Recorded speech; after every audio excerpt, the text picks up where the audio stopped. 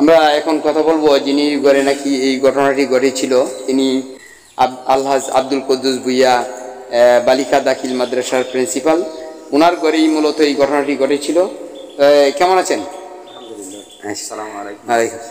আমরা জানতে চাই যে আপনার ঘরে যে ঘটনাটা সেদিন ঘটেছে এটার একটু বর্ণনা দেওয়ার জন্য। তারা ঢুকছে জানি না, সম্ভবত আমি গোয়াল ঘরে আসছিলাম, এই সময় তো দরজাটা গোছানো ছিল, খোলা ছিল, হয়তো এই ফাঁকি দিয়ে তারা ঢুকছে। ঢুকিয়া ঘরের বিভিন্ন জায়গায় তারা প্রবেশ করে তছনছ করে টাকা পয়সা তেমন একটা পায় নাই, খোঁজাখুঁজি করছে তারা আর কি। কত টাকার মতো নিছে আপনার কাছ থেকে? সর্বমোট 2000 টাকা। 2000 টাকার মতো, কিন্তু অন্য মানে টাকা পায় নাই বললে আর নিতে পারে নাই আর কি। পার্শ্ববর্তী গ্রামে যে তাদের বাড়িতে করছিল তারা বোধহয় ডায়েরি করছে এবং তাদের এটা খুবই একেবারে ভয়াবহ। আচ্ছা, ঠিক আছে, আমরা সেখানে যাব। আমাদের সহযোগী হিসেবে আছেন এখানে মোহাম্মদ ফেরোজ মিয়া, মেছারখান্দা অধিবাসী। কার বাড়ি দেখা হয়েছিল এই যে চেতনানাশক ঔষধ? এই বাড়িতে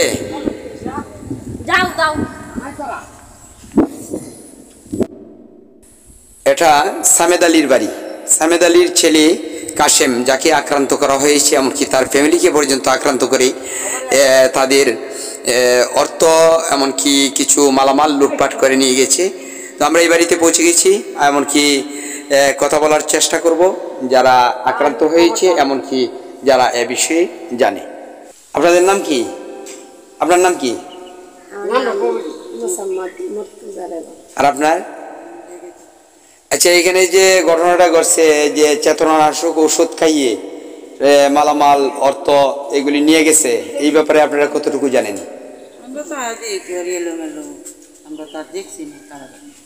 এই আচ্ছা, জিনিসপত্র আওলা জল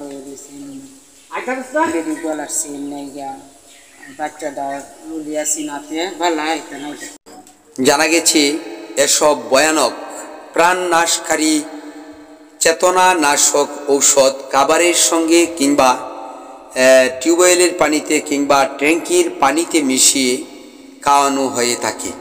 এরপর সুযোগে ওরা চুরি করে লুণ্ঠন করে। এসব ঔষধ কিন্তু শিশুদের নাগালেও যাচ্ছে, যা নাকি শিশুদের প্রাণ কেড়ে নিতে পারে।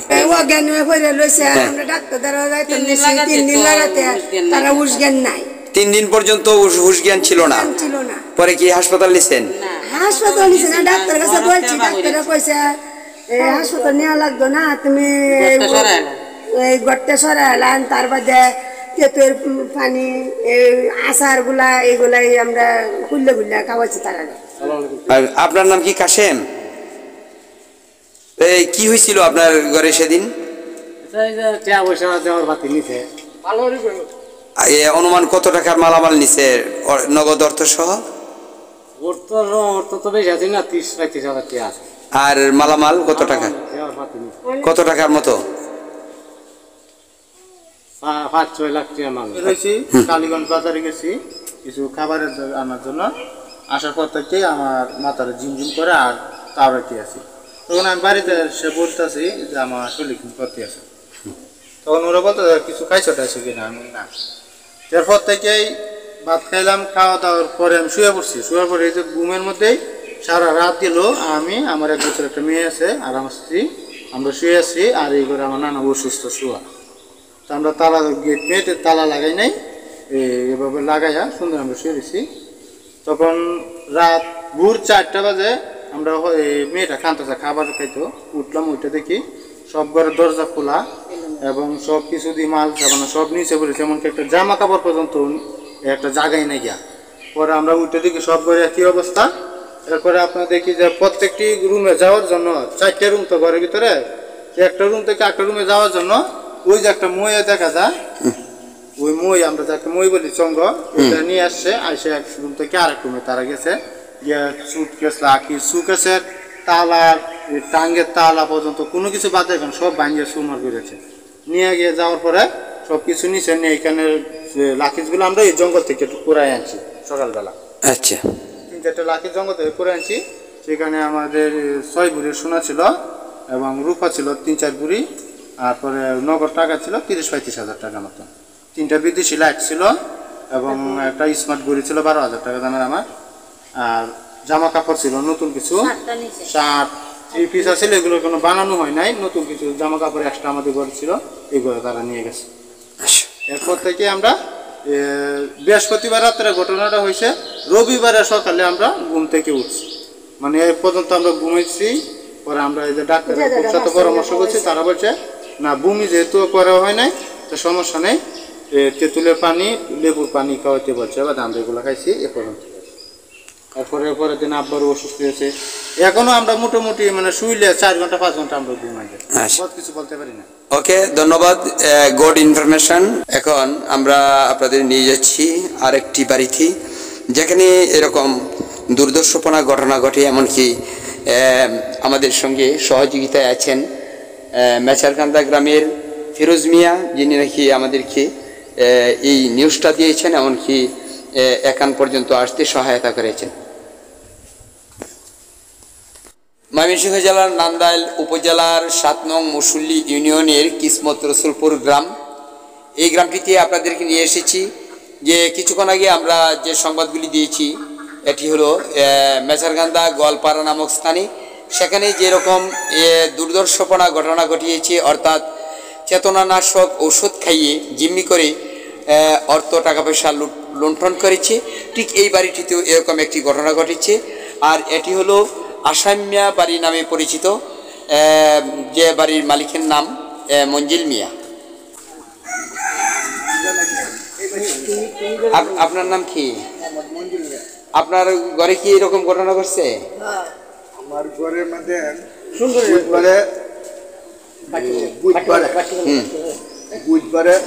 বুধবারে দিনে 10টা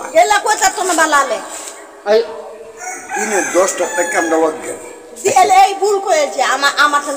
আচ্ছা আচ্ছা, আপনি বলেন, আপনি বলেন বলেন বলেন ঘটনাটা বলেন, আপনি কিভাবে হয়েছে? আমরা 10টার সময় 9টা 9:30 আমরা রান্না হয়েছি।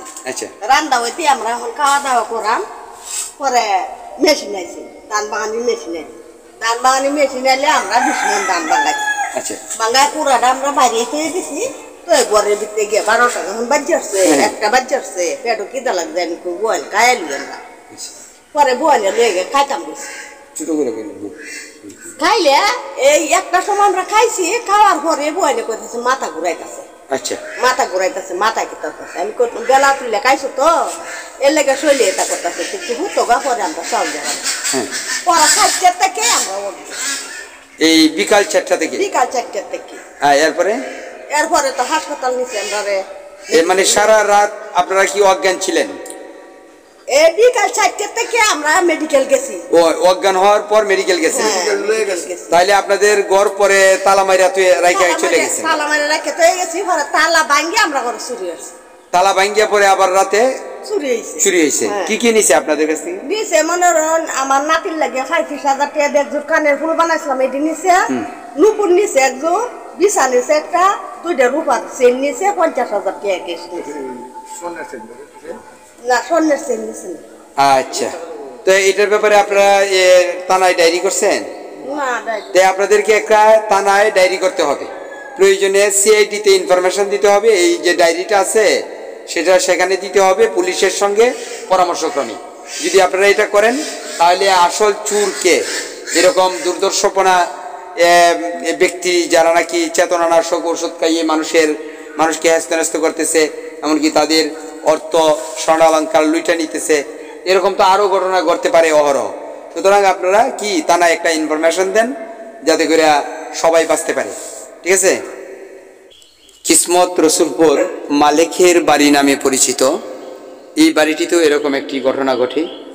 এভাবে একের পর এক করে ঘটনা ঘটছে, যেখানে নাকি চেতনানাশক ঔষধ খাইয়ে মানুষকে জিম্মি করে, অচেতন করে, তাদের মালামাল, অর্থ স্বর্ণালঙ্কার চুরি করে নিয়ে যাচ্ছে।